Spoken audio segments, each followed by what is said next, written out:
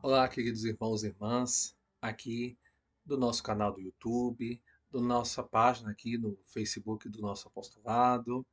Salve Maria, estamos todos juntos a partir de agora em mais um programa do Apostolado Defesa Católica. Hoje, domingo, dia do Senhor, estamos juntos. Hoje é dia de finados, né? Hoje é um dia mais assim, um dia mais pensativo, mais reflexivo, sobretudo por aquelas, né, que já se foram, seja irmãos, pais, né, como é o meu caso, pais, irmãos, tá certo?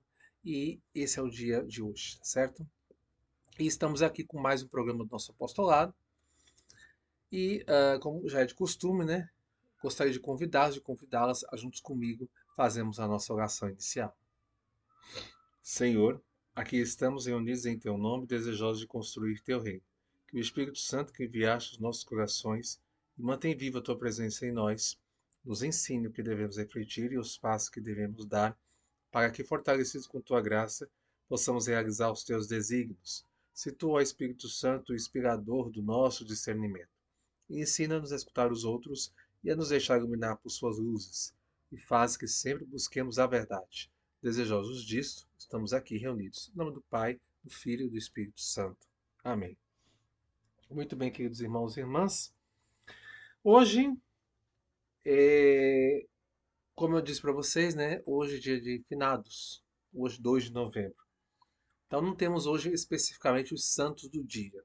Vamos falar um pouquinho sobre essa celebração aí do dia de finados, que é uma solenidade que tem um valor profundamente teológico, porque chama a atenção para todo o mistério da existência humana, desde suas origens até o seu fim e para além também. A novidade introduzida pela nossa fé e esperança, nós cristãos acreditamos em um Deus que não é apenas Criador, mas também juiz. Logo, Deus é também um juiz. O seu juízo vai para além do tempo e do espaço, em uma vida após a morte e na vida eterna, e na qual o reino de Deus se realiza plenamente. O julgamento do Senhor será duplo. Além de responder individualmente às nossas ações no final dos tempos, seremos chamados a responder-lhes também como humanidade.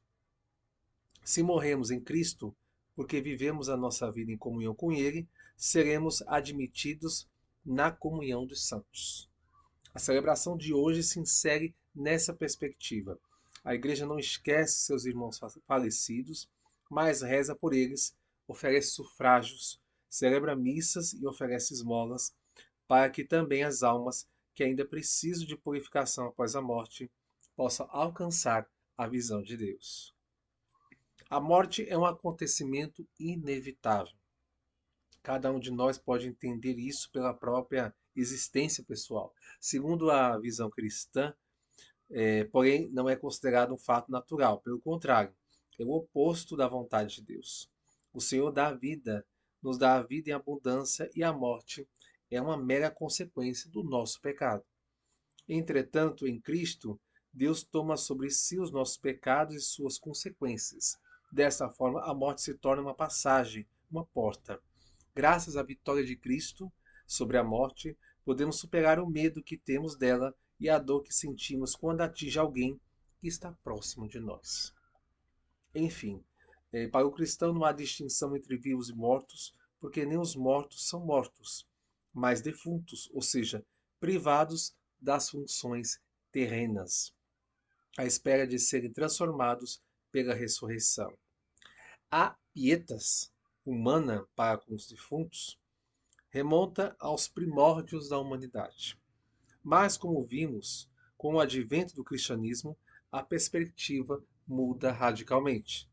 Os primeiros cristãos, como podemos facilmente observar nas catacumbas, esculpiam a figura de Lázaro nos túmulos como anseio de que seus entes queridos pudessem também voltar à vida por intermédio de Cristo. No entanto, somente no século IX começou a celebração litúrgica de um falecido como herança de uso monacal, já em vigor no século VII, de empregar, dentro dos mosteiros, um dia inteiro de oração por um falecido. Esse costume, porém, já existia no rito bizantino, que celebrava os mortos no sábado anterior à sexagésima, um período entre o fim de janeiro e o mês de fevereiro. Mais tarde, no ano 809, o bispo de Trier, Dom Amalário Fortunato de Metz, inseriu a memória litúrgica dos falecidos que aspiram ao céu, no dia seguinte ao dedicado a todos os santos que já estavam no céu. Enfim, em 991, no ano 998, né, por ordem do abade de Cluny, Odilone de Mercoeur, a solenidade de finados foi marcada para o dia 2 de novembro, precedida por um período de preparação de 9 dias, conhecido como Novena dos Defuntos, e começava no dia 24 de outubro, tá certo? Isso aqui que eu li para vocês está no site do Vaticano, tá certo? Lá tem falando a respeito sobre essa explicação, né, a respeito da celebração assim dos defuntos, tá certo? Muito bem. Meus irmãos e irmãs, estamos no mês de novembro, né? Com o dia de finados aí, a gente está. Estamos no mês de novembro. É o mês de muitas coisas, né? Das Black Fridays aí da vida, mas também é o mês, como vocês já sabem, já pelo menos uma década é realizado, mais de uma década, né? O nosso Respostas Católicas. E aí o que acontece? Esse mês inteiro é o mês dedicado de responder as perguntas dos nossos irmãos e irmãs que fizeram ao longo dos tempos, né, ao longo dos anos. Aí, então, é um mês dedicado aos nossos irmãos e irmãs, né, que mandaram seus questionamentos, tá certo? É, o primeiro questionamento é justamente uma pergunta que o irmão fez sobre a questão das cruzadas, né, que ele viu uma certa crueldade, né, é, sobre o que as coisas como ocorreram, o que a igreja fez e tal. Então, o que eu posso dizer é o seguinte, aqui de uma forma resumida, porque vocês vão ver com mais detalhes no nosso blog Defesa Católica, tá certo? As cruzadas, o que foram as cruzadas? As cruzadas foram uma resposta da cristandade na Idade Média para proteger os lugares sagrados, mas envolveram interesses políticos e abusos que não refletem a vitória, a vontade de Deus. A Igreja sempre ensinou que a guerra não é desejada por Deus e que a verdade deve ser proclamada sem violência. Né? É justamente isso que não faz nosso apostolado, né? Tenta proclamar a verdade, mas sim a violência. Durante a Inquisição, julgamentos e punições eram impostos por reis, não diretamente pela Igreja. E os métodos violentos usados não seguem o ensinamento de Cristo. No século XV, algumas bulas papais autorizaram a conquista de povos considerados infiéis, porém a Igreja logo condenou a escravidão, afirmando que todos os seres humanos têm dignidade e não podem ser escravizados. O Papa João Paulo II, né, São João Paulo II, pediu perdão pelos erros humanos da Igreja, reafirmando o compromisso com a dignidade humana e contra a escravidão. Tá certo? Então aqui é um resumo do que foi postado no nosso blog Defesa Católica. Então, se vocês quiserem saber mais detalhes, eu oriento então que vocês acessem o nosso blog, vou deixar o link, tá certo? Para que vocês possam acessar o nosso blog Defesa Católica, tá certo? Muito bem. Vamos lá falar um pouco agora da nossa história da igreja. Continuando, né, estamos falando sobre os concílios da igreja, né? Lembrando que são 21 concílios. E hoje nós vamos entrar em mais um concílio, ok? E o concílio de hoje que nós vamos falar é o quarto concílio de Latrão, que foi no ano de 1215, tá?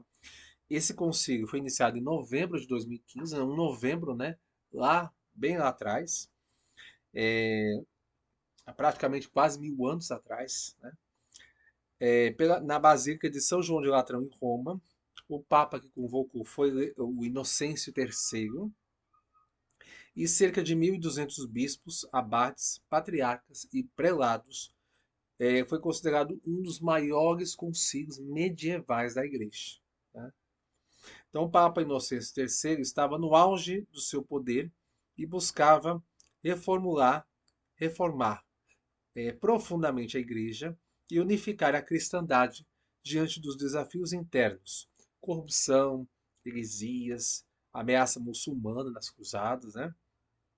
O concílio aprovou, esse concílio, né, o quarto concílio de Latrão, aprovou 70 cânones, né, que são as leis eclesiásticas, e os principais pontos foram os seguintes.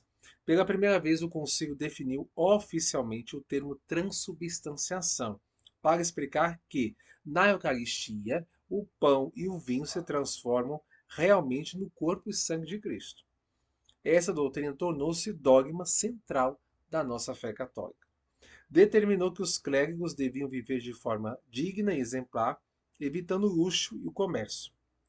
Proibiu a simonia, que trata-se de uma venda de cargos eclesiásticos, e a concubinagem entre padres. Estabeleceu que todo fiel cristão devia confessar-se ao menos uma vez por ano e comungar na Páscoa. Essa norma permanece válida até hoje, né, no Código de Direito Canônico. Condenou várias heresias, como as dos cátaros, albigenses e os valdenses. Autorizou a criação de tribunais eclesiásticos para investigar e julgar os hereges, o embrião da Inquisição medieval. Planejou a Quinta Cruzada para libertar a Terra Santa do domínio muçulmano. Incentivou reis e príncipes a participarem, prometendo indulgências. E determinou que cada catedral deveria manter uma escola para formar clérigos, promovendo a instrução religiosa e teológica. Impôs restrições à convivência entre cristãos e judeus, muçulmanos. Determinou que os judeus deveriam usar sinais distintivos, algo que foi criticado posteriormente, né, na própria igreja. Reforçou a autoridade do Papa sobre toda a cristandade, consolidando o poder central da Igreja de Roma. Regulamentou a eleição de bispos e prelados, exigindo maior disciplina e unidade. O quarto concílio de Latrão é considerado um dos concílios mais importantes da Idade Média, porque definiu doutrinas centrais da fé católica, reorganizou a disciplina interna da Igreja, fortaleceu o papado e a unidade da cristandade ocidental, e influenciou a vida religiosa e social da Europa por séculos. Tá bom? Então, na próxima semana a gente vai ver, então, esse foi o quarto concílio de Latrão. Na próxima semana a gente vai ver mais um concílio da história, que fez parte da história da nossa Santa Igreja, tá ok? Bom, as notícias católicas de hoje, podemos dizer o seguinte: no dia de hoje, dia de finados, o Papa Leão XIV dedicou atenção especial ao Dia de Todos os Fiéis Defuntos, pedindo que as visitas aos cemitérios sejam momentos de celebração da fé na ressurreição e convidando a professar a esperança na vida eterna durante suas palavras no Ângelus, enfatizando a memória, a esperança e a fé no futuro. O Papa Leão XIV promoveu São João Henry Newman como doutor da Igreja. Ele se tornou o 38º santo a receber esse título, que é concebido a santos que, além da vida exemplar, contribuíram de forma significativa para a teologia e doutrina católica. A cerimônia foi realizada na Basílica de São Pedro, no Vaticano, durante o jubileu do mundo educativo. Mas quem foi São João Henry Newman, né? Ele, na verdade, foi um cardeal inglês do século XIX, conhecido por sua dedicação à fé, seu intenso trabalho teológico e por ser um influente convertido, olha só, do anglicanismo para o catolicismo. E, além do título de doutor da Igreja, Newman foi nomeado co-padroeiro da educação católica ao lado de São Tomás de Aquino. O Papa destacou que a estatura cultural e espiritual de Newman servirá de inspiração para as novas gerações, especialmente para aqueles que buscam conhecimento da fé como parte de sua jornada espiritual. Tá certo? Vamos lá, como sempre, nós temos uma polêmica da semana, né? A polêmica da semana não é tão forte, né? É uma polêmica, sim, é uma questão de curiosidade também. O Halloween, né, no último dia 31 agora de outubro, foi comemorado em todo o mundo, né, o dia do Halloween, né, que é aquela festa, o dia das bruxas e tal, etc. Né? Porém, o Halloween sem demônios ou bruxas, tem origem católica. Olha só, né? A palavra Halloween, meus irmãos, vem do inglês antigo All Hallows Eve, que significa véspera de Todos os Santos. É a noite anterior ao Dia de Todos os Santos, celebrado pela Igreja Católica em 1º de novembro. Portanto, 31 de outubro, véspera, Halloween. Dia 1º, solenidade de Todos os Santos. Dia 2, dia de finados, comemoração dos fiéis defuntos. Essas três datas formam o chamado Tríduo de Todos os Santos, ou Tríduo dos Mortos, instituído pela Igreja na Idade Média. Antes da cristianização da Europa, especialmente entre os povos celtas, na Irlanda, Escócia, Inglaterra, havia uma festa chamada Samhain, celebrada no final de outubro. Marcava o fim da colheita e o começo do inverno. Era um tempo em que se acreditava que as almas dos mortos visitavam o mundo dos vivos. Quando o cristianismo chegou a essas regiões, a igreja não apagou, entre aspas, né, a festa, mas a cristianizou, substituindo os elementos pagãos por celebrações cristãs. O Samhain deu lugar, né, deu lugar à véspera de Todos os Santos. As orações pelos mortos foram integradas ao dia de finados, 2 de novembro. Alguns símbolos populares do Halloween têm origem cultural e não demoníaca. As abóboras iluminadas, por exemplo, né? Aqui no Brasil não é muito comum ver essas abóboras, né? Não é muito comum, mas nos Estados Unidos, por exemplo, já é mais comum ver isso, né? Nos filmes, né? Principalmente aqueles filmes de terror, a gente costuma ver essas abóboras. Bem, vieram de uma lenda irlandesa sobre um homem que vagava com uma lanterna. As fantasias, originalmente as pessoas se vestiam para lembrar os santos, os anjos ou as almas do purgatório, e não demônios. Os doces e travessuras vinham da prática cristã medieval do Solem, quando crianças pediam pães em troca de orações pelos mortos. O Halloween, então, tem origem católica, tá certo? Como véspera de Todos os Santos. A associação com bruxas, demônios e práticas ocultas veio bem depois, por influência folclórica e comercial, especialmente nos Estados Unidos. A igreja não condena a celebração cultural do Halloween quando vivida com discernimento, mas alerta contra o uso de símbolos demoníacos, a banalização da morte e do mal e o esquecimento do verdadeiro sentido cristão, rezar pelos santos e também pelos falecidos. Tá certo? Então é bom deixar bem claro isso daí. Tá certo? Muito bem. Foi postada uma enquete, né, no outro domingo passado, né? E a enquete foi a seguinte: como é que Maria é a mãe de Deus se foi Deus quem criou Maria? Né? Da enquete que eu postei na nossa página lá do Apostolado de Defesa Católica, 2 pessoas responderam corretamente, né? A Aparecida Aleixo da Silva disse, porque Maria é a mãe de Jesus, o Deus Filho. E a Margarida Frade respondeu, é porque Maria é a mãe de Jesus e Jesus é o Trino, Deus, que quer dizer, são 3 pessoas, Pai, Filho e Espírito Santo. Né? As 2 respostas estão corretas, agradeço muito as 2 ter respondido, né? E realmente, Maria. Tem uma música do Luiz Gonzaga que ele canta, né? Que ele diz assim que Maria é a mãe de Deus Jesus. Mãe de Deus Jesus. A música Ave Maria Sertaneja, né? Mãe de Deus Jesus. Pois é. Aí o Luiz Gonzaga canta essa música e ele, mais do que nunca, sabe perfeitamente que quando se fala que Maria é a mãe de Deus, é mãe de Deus Jesus. Ou seja, Deus Filho, segunda pessoa da Santíssima Trindade. Então isso daí, é, católico não deve ter dúvida a respeito disso. Né? Pelo menos não desse ponto aí. Tá certo? Já foi postada uma outra enquete na próxima semana, então eu comento a respeito da próxima. Tá? As atividades do nosso apostolado. O bate-papo segue, né, com aquela nossa peneira, peneirando aí, né? Os nossos irmãos e irmãs que infelizmente não está dando certo, né? Como amigos, não estão querendo ajudar o trabalho, então essas pessoas já estão sendo devidamente desamigadas, né? Infelizmente. O nosso texto da misericórdia a gente não teve, certo? A gente, infelizmente não deu. Eu tive que dar uma saída, né? Não deu para gravar o nosso texto da misericórdia, mas hoje à tarde tivemos, foi gravado, já foi postado na nossa página do apostolado no Facebook, né? Tá certo?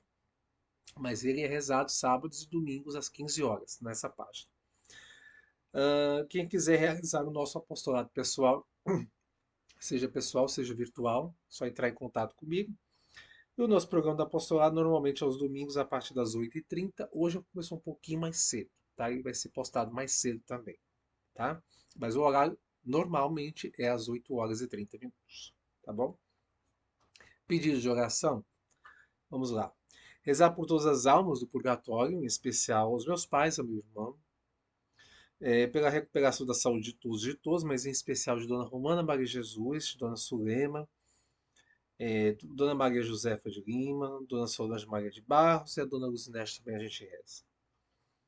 Pelos ministros ordenados pelo Papa, pelos bispos do mundo inteiro, por todos os padres, em especial hoje ao meu pároco, Padre Erasmo, que está fazendo aniversário, né?